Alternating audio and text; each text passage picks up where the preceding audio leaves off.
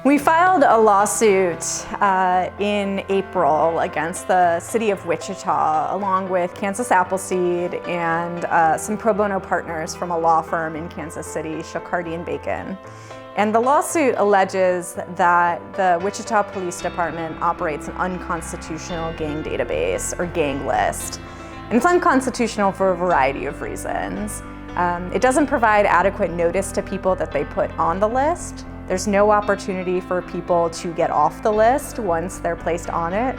And the criteria used to designate somebody as a quote-unquote member of a criminal street gang under Kansas law are incredibly arbitrary and broad. So you could get put on this gang list because of the color clothing you wear, or who you hang out with, or the types of businesses that you go to in Wichita.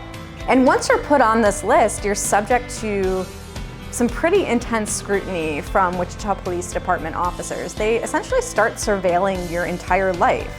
They surveil your social media. They watch where you're going in the community. They subject you to more traffic stops and searches as a result of being included on this list.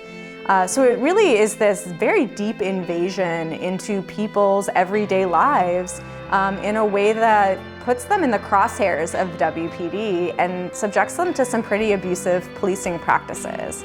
And then beyond that, if somebody were to catch a criminal case, being on the gang list has some really negative consequences for them. Their bail will automatically be set higher. Oftentimes, the fact that they're on the gang list will be used against them in their criminal trial, even if the charges that are against them have nothing to do with gang activity. And then if they get sentenced, if they're released on probation or if they are eventually paroled, they have to abide by all of these extremely strict special conditions of supervised release that are imposed only because they are on this list. And those conditions include really tight curfews, like 6 p.m. curfews for people, and requirements that they cannot be seen or associate with anyone else who's on the list.